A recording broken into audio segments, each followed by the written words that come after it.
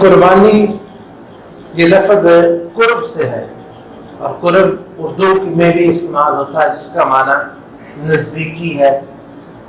عربی زبان میں بھی یہی عربی زبان کا ہی یہ لفظ ہے، اور اس کا قربانی کا مقصد کیا ہے؟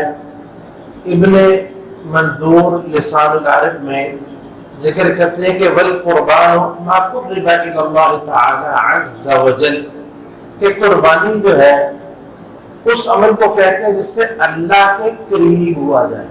قربانی قرب سے ہے جس سے اللہ سے قریب ہوا جاتا ہے۔ ابن القیم رحمۃ اللہ علیہ اس کے بارے میں فرماتے ہیں، ان کی کتاب ہے مفتاح دار السعادہ، اس میں ذکر کرتے ہیں کہ اما الضحایا والہدایا فقربان للخالق تقوم مقام الفدیۃ للنفس المستحقۃ للتلف، کہ جو قربانی ہے نا اللہ کے لیے کی جاتی ہے، اس کا مقصد ہے کہ انسان اپنی جان کا فدیہ دیتا ہے، کیونکہ انسان گناہ کرنے کے بعد جو ہے وہ ہلاکت کے مقام پر پہنچ جاتا ہے، تو انسان جو ہے وہ اپنی جان کا فدیہ جو دیتا ہے وہ قربانی ہے۔ وَعِوَزًا وَقُرْبَانًا إِلَى اللَّهِ، یہ قربانی جو ہے وہ اللہ کے قرب حاصل کرنے کے لیے ہے۔ وَتَشَبُّهًا بِإِمَامِ الْحُنَفَاءِ وَإِحْيَاءً لِسُنَّتِهِ، اور امام الحنفاء یعنی جو لوگ اللہ والے ہیں، یک طرفہ ہیں، ان کے امام یعنی حضرت ابراہیم علیہ السلام، ان کی سنت کو پورا کرنے کے لیے، ان کی سنت کو زندہ کرنے کے لیے ہے۔ انفداء للہ ولدہ بالقربان فجعل ذلك فی ذریتہ باقیا ابدا، کیونکہ انہوں نے اپنے بیٹے کو اللہ کے لیے قربانی کے لیے پیش کیا تھا، تو اس لیے یہ سنت جو ہے ان کی اولاد میں اور ان کے اتباع کرنے والوں میں قیامت تک کے لیے زندہ رکھنے کے لیے ہے۔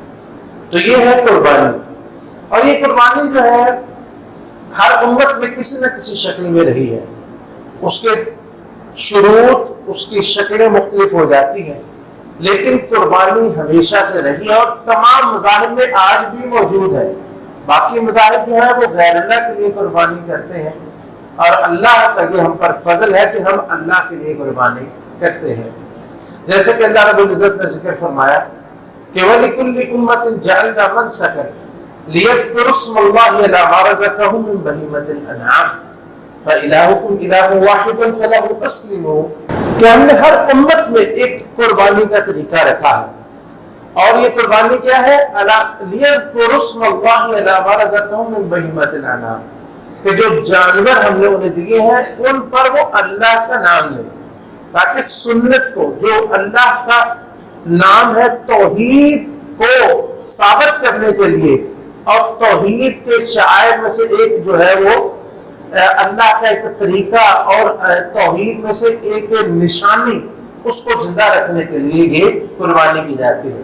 اور آپ دیکھیں قرآن کریم میں اللہ رب العزت نے جو ذکر فرمایا آدم کے جو اولاد بیٹے تھے آدم کے، کہ وَاتْلُ عَلَيْهِمْ نَبَأَ بَنِي آدَمَ إِذْ قَرَّبَا قُرْبَانًا فَتُقُبِّلَ مِنْ أَحَدِهِمَا وَلَمْ يُتَقَبَّلْ مِنَ الْآخَرِ، آدم علیہ السلام کے بیٹے ہیں، ان دونوں نے قربانی دی، ایک کی قبول کر لی اللہ نے، ایک کی قبول نہیں کی، تو یہ ہمیشہ سے چلی آ رہی ہے اور قیامت تک یہ باقی رہے گی۔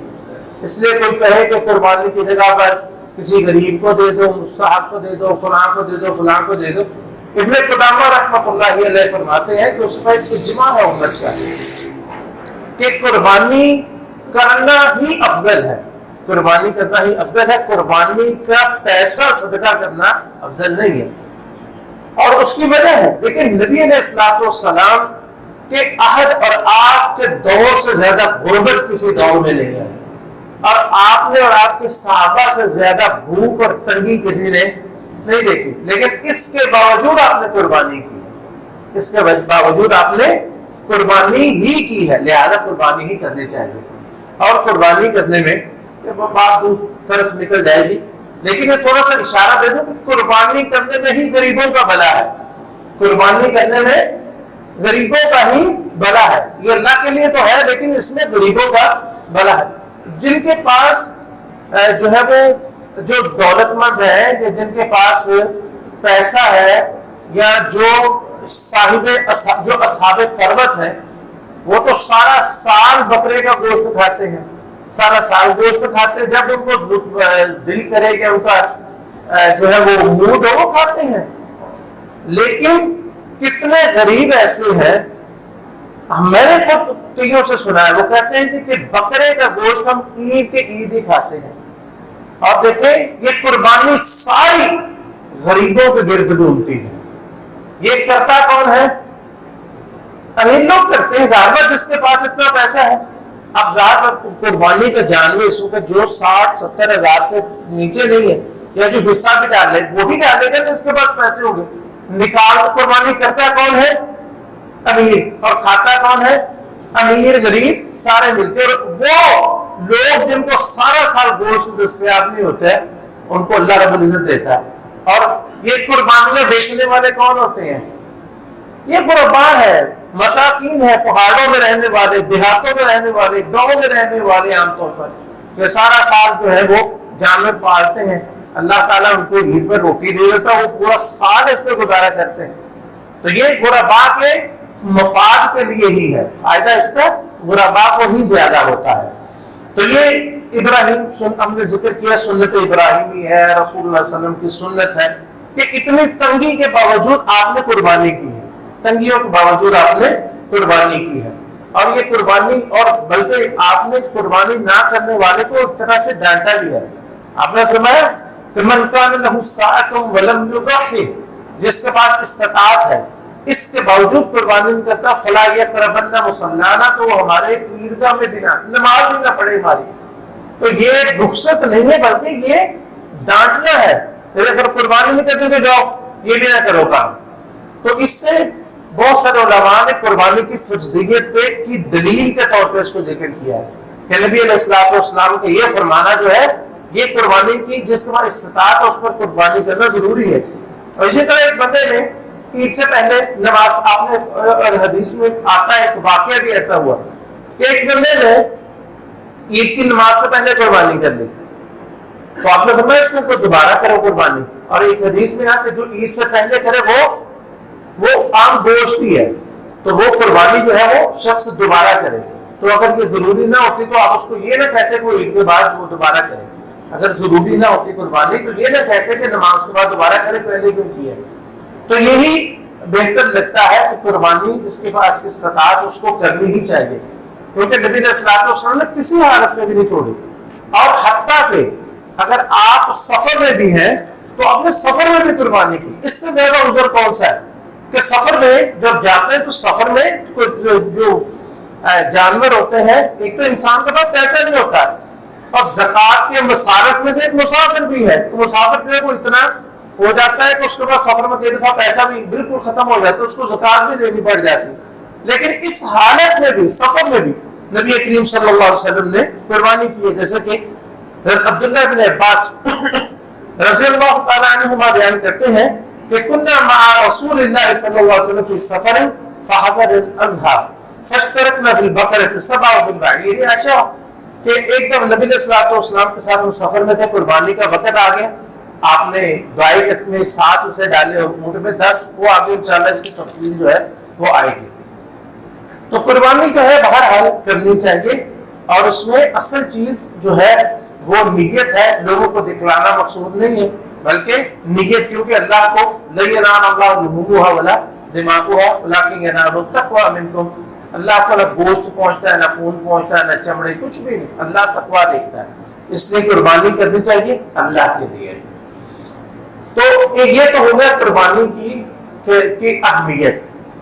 قربانی کس جانور کی ہے؟ تو یہ اللہ تعالیٰ نے ذکر فرمایا کہ انعام رزقهم من بہیمۃ الانعام, تو جو بہیمۃ الانعام ہے ان کی قربانی کرنی. اور بہیمۃ الانعام بکری دونوں یعنی کہ اس کی جن سے بکری یعنی, اور اسی طرح بھیڑ, اور اسی کے ساتھ جو ہے وہ دمبا ہے, اور گائے اور اونٹ ہے. گائے اور اونٹ ہے. ایک رہا مسئلہ جو ہر سال کٹا کھلتا ہے وہ اس کی قربانی جائز ہے یا نہیں جائز؟ تو بات یہ ہے کہ اگر تو آپ کے پاس یہ چیزیں موجود نہیں ہیں تو پھر تو آپ اس کے بارے میں جو ہے وہ ان اختلافات میں پڑے. جب علماء کا بڑا ایک طبقہ جو ہے وہ کہتا ہے تو نبی علیہ الصلوۃ والسلام سے بھی ثابت نہیں ہے اور نہ صحابہ سے ثابت، کیونکہ جاموس جو ہے بحث ہوتی نہیں تھی. اس کی نوعیت میں فرق ہے، بعض چیزوں میں مشترک ہے اور بعض چیزوں میں یہ مختلف ہے، ان کے مزاج بھی مختلف ہے. اس لیے حتی الوسع، جس کے پاس نہیں استطاعت تو وہ تو دیکھے، جس کے پاس ہے اور جس کے پاس موجود بھی ہے وہ چیزیں جن پہ اختلاف ہے تو ان کو چھوڑ کے اتفاق کی طرف کیوں نہیں آ جاتے؟ جب وہ متفق علیہ چیز موجود ہے تو اس لیے انہی میں رہنا چاہیے، یعنی اونٹ، گائے اور بکرا اور دمبا اور چھترا وغیرہ، چھترا یہ جو مذکر مؤنث میں سے. تو لیکن ان سب کے یہ سارے نہیں کہ جن میں سے کچھ بھی کر لیا جائے، اس کی حدود اور قیود ہے. وہ کیا ہے؟ نبی علیہ الصلوۃ والسلام نے فرمایا لا تذبحوا الا مسنہ، کہ تم الا ان یعصر علیکم، ایک حدیث کہ تم مسنہ کرو، تم مسنہ جانور جو ہے ان میں سے مسنہ کیا جائے گا، الا ان یعصر علیکم، اگر کوئی مشکل پیش آ جائے فتذبحوا جذعۃ من الذان، تو پھر جو چھترا ہے یا دمبا ہے اس کا جزا جو ہے وہ کر لیا جائے. اب یہاں پہ چند چیزیں وضاحت طلب ہے. نمبر 1، لا تذبحوا الا مسنہ، مسنہ کرنا ہے. مسنہ کا ترجمہ جو ہے عام طور پر ہمارے دو دانتا اردو میں کہتے ہیں اور پنجابی میں ہم دوندا کہتے ہیں اسے، ٹھیک ہے نا، دوندا. اب دوندا کسے کہتے ہیں؟ اب دوندا کسے کہتے ہیں؟ یہ بات بڑی اہم ہے کہ دو دانتا جانور یا مسنہ کسے کہتے ہیں.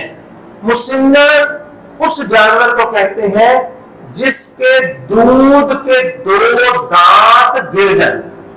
کسے کہتے ہیں؟ جس کے دودھ کے 2 دانت گر جائیں، نئے آنا شرط نہیں ہے. تو یہ جو دانت گر جائیں تو یہ شرط آپ جو ہے یہ آپ جو ہے وہ یہ بکر منڈی پہ اپلائی نہ کریں، کیونکہ وہ دانت خود بھی گرا لیتے ہیں، بڑے ماہر ہوتے ہیں، وہ خود ڈینٹسٹ ہوتے ہیں، دانت کھینچ لیتے ہیں. اس لیے آپ لوگوں سے خریدیں نا تو یہ دیکھیں کہ میرے دانت آئے ہیں کہ نہیں. یہ دیکھیں اگر خود پالا ہے آپ نے اور یا اس شخص سے لیا ہے جس کے بارے میں آپ کو پتا ہے یہ دیانت دار آدمی ہے تو اس سے ایسا جانور خریدا جا سکتا ہے. اور اگر خود پالا ہے تو ایسا جانور قربانی اس کی دی جا سکتی ہے جس کے دودھ کے 2 دانت جو ہے وہ گر گئے ہوں. بس گرنا شرط ہے، نہیں آنا شرط نہیں ہے، خود گر گئے ہوں. یہ ہو گیا کہ لا تذبحوا الا مسنہ. یہ شرط جو ہے یہ ابتدائی اسلام میں سب جانوروں کا تھی، لیکن پہلی شکل. دوسری شکل اس میں یہ ہوئی کہ الا ان یعصر علیکم، مشکل پیش آ جائے تو پھر جو ہے وہ چھترا اور دمبا اس کے جزا میں اجازت دے دی گئی. جزا جو ہے وہ اس سے کم عمر کا ہوتا ہے، اس کی وضاحت ہم کرتے ہیں. کم عمر کی اجازت دے دی گئی اور پھر اس کے بعد مطلقاً اس کو جائز قرار دے دیا گیا. جزا جو ہے اس کو، جو کھیرا ہے، کھیرا ہم اس کے ترجمہ کرتے ہیں کھیرا، جو چھترا کھیرا چھترا جو ہے اور دمبا کھیرا جو ہے اس کی مطلقاً اجازت مل گئی. جیسا کہ بہت ساری احادیث ہیں کہ نبی علیہ الصلوۃ والسلام نے فرمایا کہ ایک حدیث میں ہے کہ ضحوا بالجذع من الضأن فإنه جائز. یہ شیخ البانی نے اس روایت کو صحیح الجامع میں، الجامع الصغیر اس میں اس کو صحیح قرار دیا ہے کہ آپ نے فرمایا کہ ضحوا بالجذع، جو کھیرا ہے چھترے کا یا بھیڑ کا، بھیڑ چھترا دمبا، تو یہ ان کا جو کھیرا ہے وہ کر لو، یہ جائز ہے. اور دوسری حدیث پہ ان الجذع یوفی مما یوفی منہ الثنیہ، کہ چھترا اور دمبا اس کا کھیرا جو ہے یہ کافی ہے، جس سے یہ اسی طرح کافی ہو جاتا ہے، یہ اسی طرح جائز ہے جس طرح باقی جانوروں کا 2 دانتا جانور جائز ہے. سمجھ آ گئی بات؟ ایک تو یہ کہ جو ہے باقی جانور مسنہ ہونے، دوندے ہونا ضروری ہے، چھترا دوندا ہونا ضروری نہیں ہے. کتنا ہونا ضروری ہے؟ وہ حدیث میں ہے الجذ. جذ کسے کہتے ہیں؟ جذ جسے ہم کھیرا ترجمہ کرتے ہیں لیکن یہ اس کا صحیح پورا ترجمہ نہیں کرتا. ہماری زبان اردو میں اتنی وسعت ہی نہیں ہے کہ اس کا پورا ترجمہ کر سکے. تو جزا جو ہے وہ کسے کہتے ہیں اس کے بارے میں مختلف اقوال ہیں 7 مہینے سے لے کے 1 سال تک. لیکن سب سے بہترین قول جو ہے جیسا کہ امام نووی نے بھی ذکر کیا اور ابن حجر نے بھی رحمہ اللہ، وہ فرماتے ہیں کہ امام نووی فرماتے ہیں ثم الجزع مستقمل السنہ وہو قول الجمہور، کہ جزا جو ہے وہ چھترا جس کا 1 سال مکمل ہو جائے. اب یہ جمہور کا قول ہے، اگر اس سے کم کے اقوال ملتے ہیں لیکن صحیح اور بہتر قول یہ ہے جس کا 1 سال کا چھترا جو ہے دوندا نہ بھی ہوا ہو تو وہ جائز ہے. اس طرح ابن حجر فرماتے ہیں فمن الظأن ما اکمل السنہ، ابن جو ہے وہ حجر نے بھی اسی کو ترجیح دی ہے کہ چھترا یا دمبا جو ہے وہ 1 سال کا ہو جائے تو وہ دوندا نہ بھی ہو، اس کے دانت نہ بھی گرے تو وہ جائز ہے. تو یہ تو ہوگی ان کی عمر. اب یہ کہ ان کی صفات ان جانوروں کی کیسی ہونی چاہیے، تو اس میں سب سے جو ہے وہ جامع ترین حدیث جو ہے جو کہ جس میں نبی علیہ الصلوۃ والسلام نے اس کی پوری جو ہے وہ صفات بیان فرمائی ہیں، وہ یہ حدیث ہے کہ نبی علیہ الصلوۃ والسلام نے فرمایا کہ اربع لا تجوز فی الاضاحی، کہ 4 قسم کی جن جانوروں میں صفات ہے وہ جانور قربانی کرنا ہوتا ہے ان کی جائز نہیں ہے. اربع لا تجوز فی الاضاحی. نمبر 1 العوراء البین عوارها، یک چشم کانا جانور یا ایسا نابینا کہ جس کا نابینا پن ظاہر ہو، یعنی نظر کمزور ہو جانا الگ بات ہے.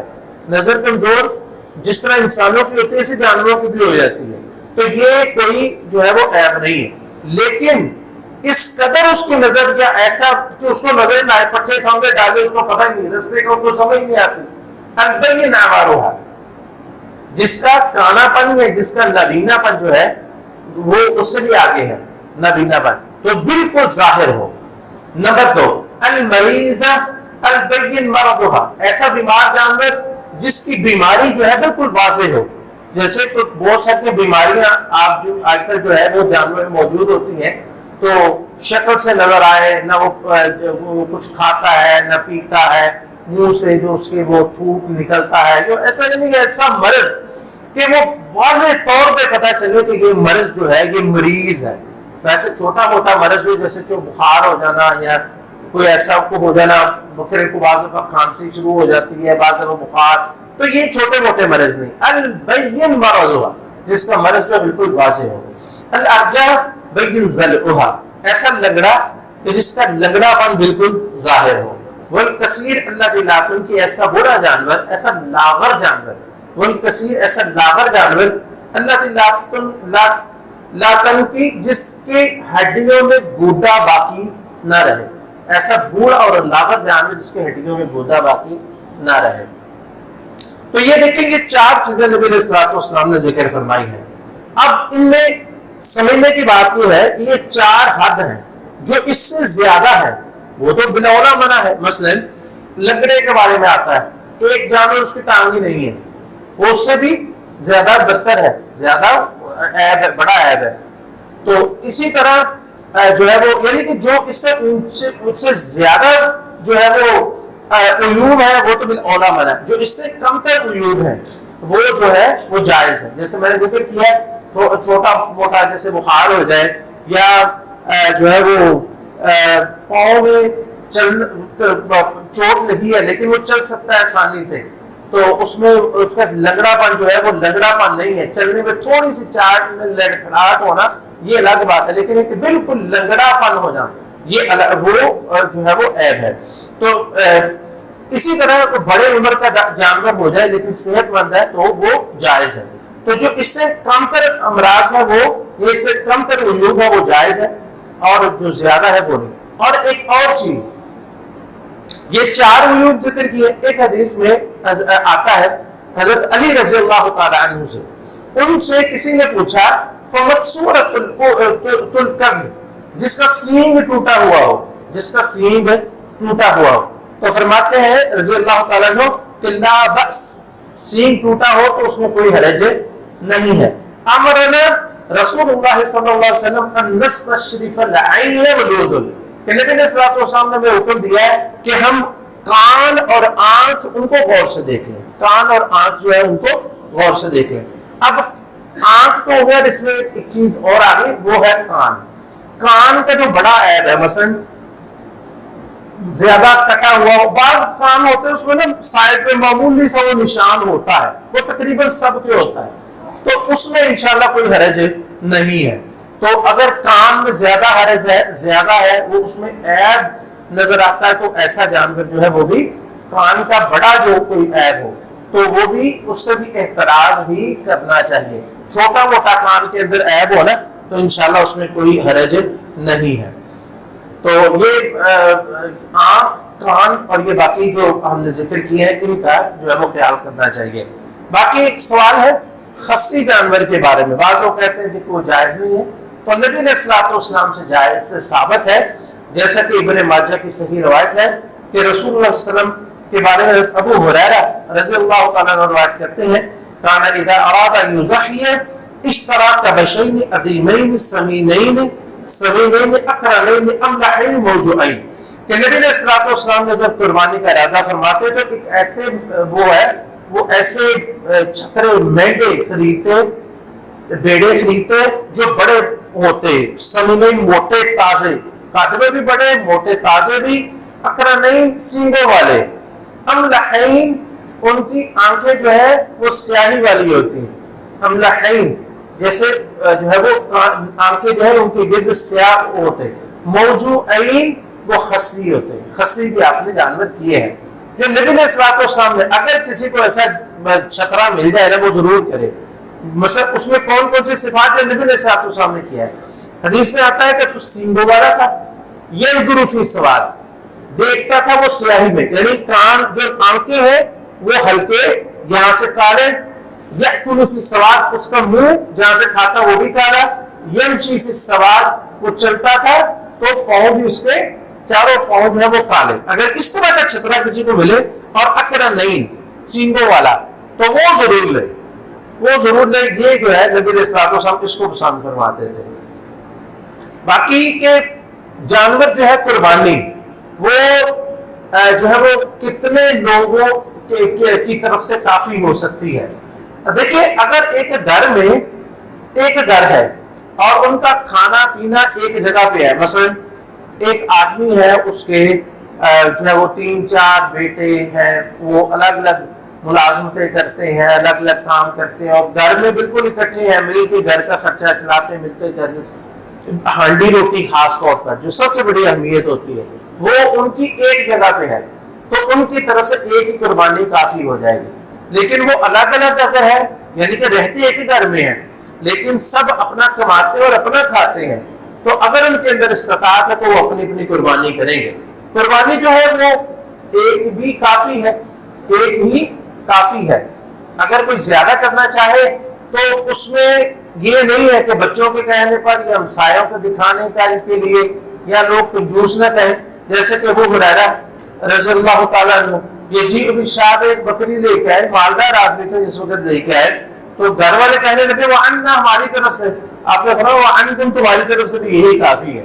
تو اسی طرح ایک حدیث میں ابو ایوب انصاری رضی اللہ عنہ بیان فرماتے کہ ہم نبی علیہ السلام کے زمانے میں ایک ہی بکری کرتے تھے اور اب لوگ جو ہے وہ دیکھ لیں معاملہ دیکھتے دیکھتے کہاں پہ پہنچ گیا۔ تو یہ دکھانے کے لیے نہیں کرنا چاہیے، ہاں اگر کوئی ایک سے زیادہ استطاعت رکھتا ہے وہ کر لے تو یہ بھی جائز ہے، لیکن ایک کافی ہے، اگر کچھ زیادہ کر لے تو جائز ہے۔ مثلا ایک آدمی ہے وہ کہتا ہے کہ یار میں قربانیاں زیادہ کروں تاکہ زیادہ لوگوں کو گوشت پہنچاؤں، زیادہ لوگوں کو فائدہ ہو، اجر زیادہ ہو، انشاءاللہ اس کو زیادہ اجر ملے گا۔ تو اس میں دیکھنا چاہیے اپنی استطاعت بھی اور اپنی نیت دونوں کو دیکھنا چاہیے اور اس کے مطابق جو ہے وہ کام کرنا چاہیے۔ سب سے افضل قربانی کون سی ہے؟ تو اس میں جو ہے وہ مختلف اقوال ہے، لیکن سب سے ہمیں جو اچھا لگتا ہے علماء کے اقوال میں سے وہ یہی لگتا ہے کہ سب سے افضل قربانی جو ہے وہ اونٹ کی ہے، جو اگر کوئی ایک بندہ کرتا ہے، اونٹ کی اکیلا کرے، کیونکہ حدیث میں آتا ہے نا کہ جو جمعے والے دن سب سے پہلے پہنچتا ہے اسے ایک اونٹ کے قربانی کا اجر ملتا ہے، جو دوسرے نمبر پہ پہنچتا ہے اسے 2.5 کا، جو تیسرے نمبر پہ وہ بکری کا, اور اس کے بعد پھر نیچے آتا ہے. تو سب سے افضل یہ کہ انسان اونٹ, اور اونٹ کے بعد گائے, گائے کے بعد بکری, ٹھیک ہے, اور اس کے بعد اونٹ میں حصہ ڈالنا چوتھے نمبر پہ, اور نمبر 5 گائے میں حصہ ڈالنا.